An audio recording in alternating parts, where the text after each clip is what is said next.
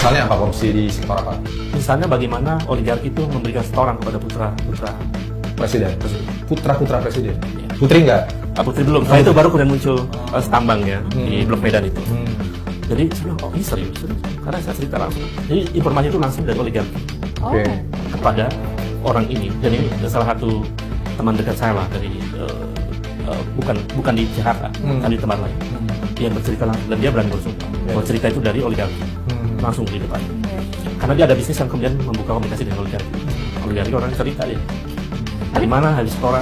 Cerita lah. Itu angkanya setorannya triliun. Para oligark ini kan mereka sebenarnya terbuka ya dengan data. Artinya mereka bisa ngomong, saya udah pernah kasih loh ke dia gitu kan untuk proyek ini. Dan dia ceritanya pada orang yang dia percaya. Iya. Nah, sementara KPK kan bilang bahwa itu bukan masuk kategori gratifikasi. Iya, KPK. kan? Saya kira KPK mesti mungkin membuka buku-buku hukum lagi. Maksudnya undang-undang. Iya.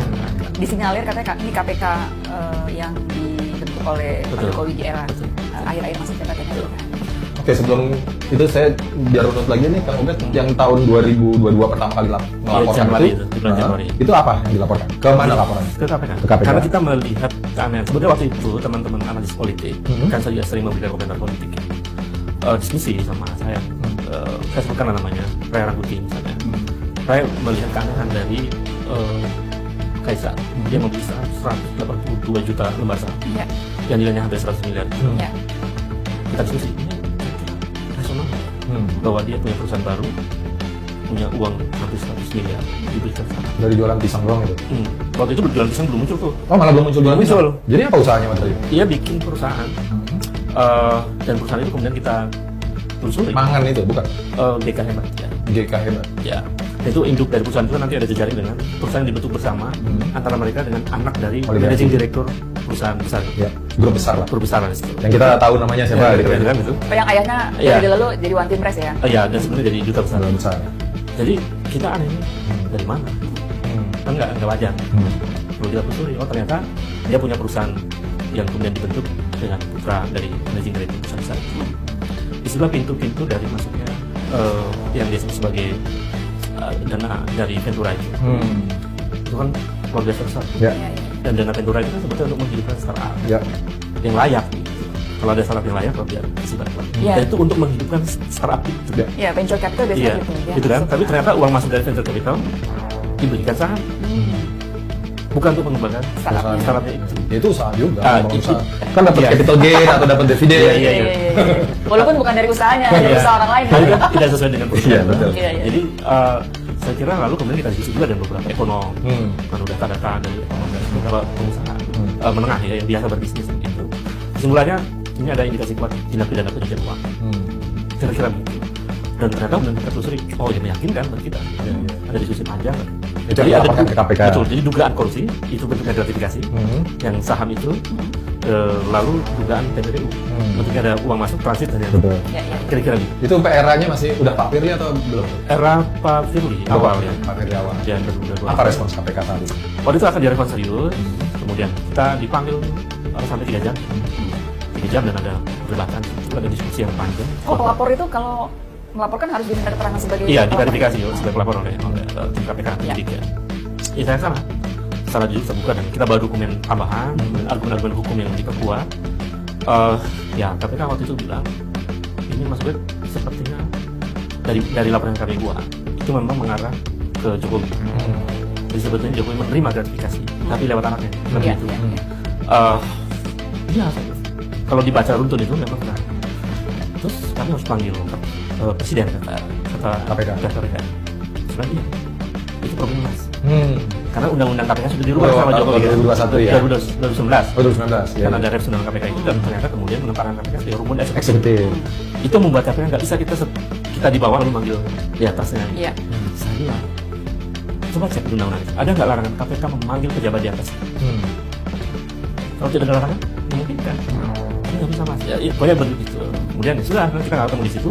Kita yakin, saya kira KPK bisa melakukan diskresi karena ini kejahatan. Terus beberapa pekan kemudian Tapi bisa keluar Mas Ubed? saya keluar. Nggak ditahan? Nggak. Kira-kira langsung dikasih roti orang? Aman Mas. Kan pelapor. Pelapor. Kita harus pada juga kan. Kita kita bawa pas juga sebetulnya. Lalu dulu KPK membuat pengumuman tuh lewat jubirnya apa Gufron ya, bahwa laporan saya itu dianggap sumir karena tidak ada pejabat negara. Saya kaget gitu, langsung saya bantah di banyak media. Ini KPK nggak baca atau apa? Soal gratifikasi kan bisa Iya. terkena keluarga. Dirinya dan keluarganya. Iya. Akhirnya saya sebutkan, itu ada pejabat negara di situ namanya Joko Widodo, ada pejabat negara di situ, ada duta besar, ada pejabat negara di situ, wali kota. Karena waktu itu Gibran jadi wali kota, masih komisaris utama perusahaan yang tersangkut itu. 3K hebatnya. Belum melepaskan diri. Belum. Secara undang-undang kan harusnya apa? Harusnya lepas. Lalu ada anak yang Kaisang anak pejabat. Jadi KPK salah kalau menganggap bahwa laporan kita tidak ada pejabat. Ya akhirnya jadi perbincangan publik kan, dan ternyata KPK tidak seperti yang sebetulnya ada informasi yang menarik kan, ini mungkin bisa diceritakan ya. Jadi kira-kira Di telepon? Tidak. Jadi saya dapat informasi bahwa akhir tahun 2022 atau 2023 itu KPK itu ada presiden. Nah, Yang siara Pak Firly ya? iya, kita menghadap presiden, di situ KPK membawa dokumen bahwa ada perkara-perkara yang belum diselesaikan. Ternyata dibuka dokumennya, termasuk perkara yang dilaporkan mas. Disitulah menurut informasi yang saya dapat ya, Pak Jokowi marah ke Pak Firly. Beberapa bulan kemudian Pak Firly jadi tersangka. Sesudah itu ya. Jadi saya kira ini informasinya ya bisa Bisa iya, bisa biasa iya bisa tidak. Tapi informasi itu saya dapat dari- Logis sih kalau menurut saya. Iya. Ada hubungan sebab akibat. Jadi karena kasus yang perkara yang saya laporkan masih belum dihilangkan dari dokumen KPK. Karena kan diarsipkan. Kalau diarsipkan masih suatu waktu bisa dibuka. Jangan-jangan pimpinan KPK juga nggak baca nih, disiapin sama stafnya. Bisa jadi. Dia nggak baca, terus baca. Masih ada gitu. Ada nih, gitu kan. Harusnya kan disembunyiin dulu. Jadi saya kira itu Mas, dan kemudian proses politik terjadi ya 2024. Saya lihat ya ternyata Pak Jokowi begitu luar biasa ini berkuasa, dan upaya untuk 3 periode. Iya. Kemudian akhirnya anaknya diberi karpet merah lewat putusan MK. Ya. Ini ada apa sampai ambisius itu? Iya. Akhirnya saya tambah yakin saya, memang ini 5 banyak setoran, dugaan kuatnya. Kan nggak mungkin mas, perusahaan terus berkuasa kalau dia tidak punya masalah. Nggak mungkin saya memaksakan anaknya untuk jadi wapres dan memanipulasi hukum dan lain-lain atau praktik legalisme itu kalau dia tidak punya masalah sangat serius. Iya. Jadi saya akhirnya berpikir ya, insya Allah saya benar. Karena begitu.